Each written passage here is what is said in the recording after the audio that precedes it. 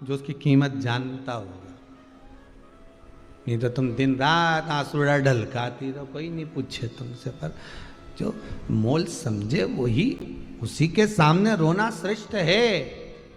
जो आंसू पहुंचते समय ताना ना दे, अब शब्द ना करें। महाराज अब रुद्राक्ष की माला फेंक दी, देव ऋषि नारद चले गए। भगवान विष्णु के यहां जाकर उन्होंने वही संवाद करा। शंकर भगवान का फिर वही वाक्य कहा तो देव ऋषि नारद के शब्द सुनकर भगवान विष्णु की आंख से जल बहा। मेरे प्रभु की आज निंदा कर दी है, मेरे प्रभु की निंदा, मेरे शिव की निंदा कर दी। और नेत्र बंद कर कर देखा तो क्या देखा कि देव ऋषि नारद ने रुद्राक्ष की माला को भूमि पर पटक दिया था, जिसको नंदी ने उठा लिया था, जिसको नंदी ने उठाया।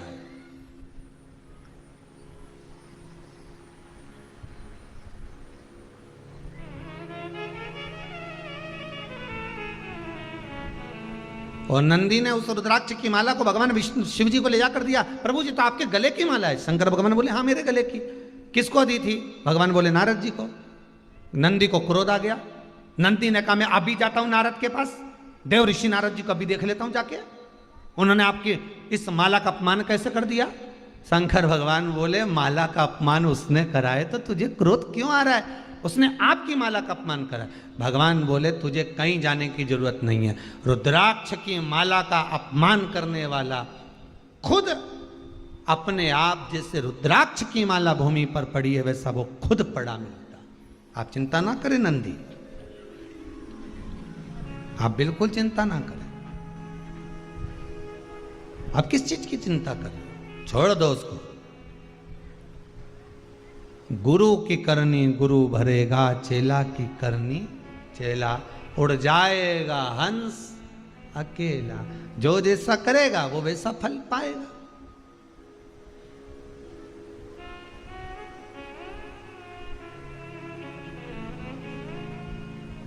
जैसा कर्म वो कर रहा है उसके अनुसार उसको फल मिल रहा है। उसने अगर अपमान करा है तो अपमान का फल, उसने अगर कुछ कहा है तो उसको वही चीज श्रवण करने को मिल रही है, उसको मिलेगा वो। आप अपने मुख से कहकर कुछ विचार ना करिए, अपने मुख से बोलकर आप उसका स्मरण ना करिए, छोड़ो।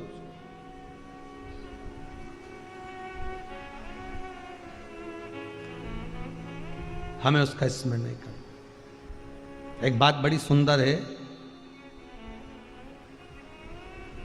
आत्मा की शांति के लिए कैलाश पर्वत पे जाकर मत बैठो। आत्मा की शांति के लिए हमें कैलाश जाने की जरूरत नहीं है।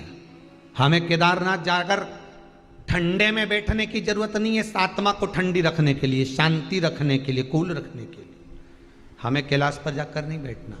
कैलाश वाले को हमारे अंदर लाकर बिठाना है, हमें कैलाश नहीं जाना है।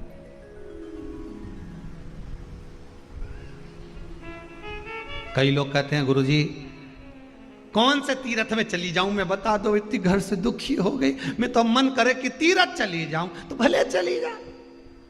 अभी कल की बात है, रात्रि ने जन्माष्टमी के दिन रात्रि को 11 बजे की बात, नहीं 11-12 बजे, शायद 10:30 पौने 11 की बात है। कहे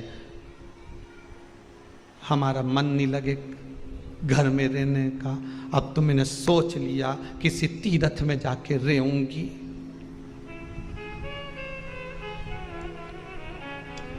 हमने पूछा मां काय को जाएगी तीर्थ में? शांति तो मिलेगी हृदय को, थोड़ी ठंडक तो मिलेगी या जीवड़ा को। तो हमने कहा ठंडक चाहिए, शांति चाहिए तो तुम्हें कहीं जाने की जरूरत नहीं है। वो महादेव को कैलाश पे से निकाल के लाओ और उसकी कथा, उसका भजन, उसका मंत्र, उसका नाम, उसका स्मरण, उसकी याद इस दिल में लाकर बिठा दो। जब कैलाश पे रहने वाला दिल में आ जाएगा तो दिल तो वैसे ही ठंडा हो जाएगा, फिर बेचैनी रहेगी ही नहीं।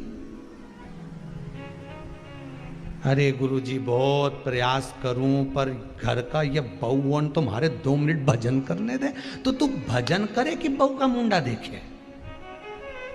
अरे कई मुंडा देखो प्रेम से तो रोटी नहीं दे, मत दे, नहीं देनी मत दे। पेट किसने दिया? भगवान ने। तो रोटी कौन देगा? बहू देगी। बहू की सामर्थ्य था जो तुम्हें रोटी दे दे? अरे बोलो तो, संसार में किसकी सामर्थ्य था जो तुम्हें भोजन दे दे? पूरे अगले वर्ष का लॉकडाउन देख लो जीजियों, सब बंद। पति भी घर में 4 महीना से, दुकान नहीं चले, व्यापार नहीं चले, व्यवसाय नहीं चले, कहीं नहीं, आटा चावल दाल शक्कर सब खत्म। उसके बाद भी रोज पोया बन रहा, रोज हलवा, रोज नया नया आइटम खाने का, खमन बना लो, इडली बना लो। पूरा दिवाली का फंक्शन तो तुमने 4 महीना में कर लिया। कौन लाके दे रहा था? कोई कमाने नहीं जा रहा था। जब कमाने जाते थे तो ठंडी रोटी मिलती थी, टिफिन की निकाल कर खाओ, ठंडी खाओ। पर जब से घर में पड़े थे रोज गरम मिल रही थी, गरम गरम, ताती ताती लाके दे, लो जी एक गरम और लो। और भेरू भी ऐसा खाए ना, मैं टीवी देखता जाए, ठीक तो लिया। और 4 बजे ने तो के चना लिया ने, ये लिया। सबसे ज्यादा आफत तो बेचारी माताओं की बनी, इनने खूब कोसा हुआ कोरोना के, खूब ना जाने कहां से आ गया, बना बना के मरी जाए। और रात्रि को फिर पति बोले जा जरा 2 बिस्कुट और 1 गिलास दूध लिया, मेयर से मत बोलना। 7 बजे से जो बनाने पीली सब खूब बनाया। सही परीक्षा तो सबकी थी, पर सबसे ज्यादा परीक्षा इनकी थी।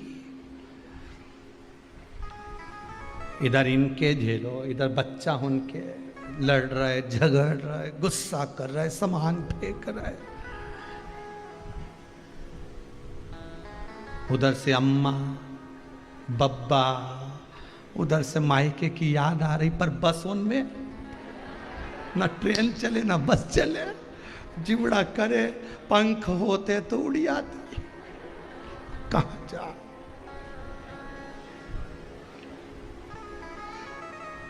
और चली भी गई मान लो खुद की गाड़ी से, तो मायके वाले व्यवहार भी ऐसा कर रहे, उधर बैठ जाओ,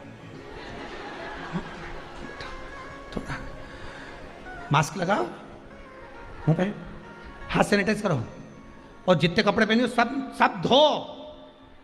तो क्या हम कोई मरे में से आ रहे हैं? नहीं, धो जाओ, सब धो।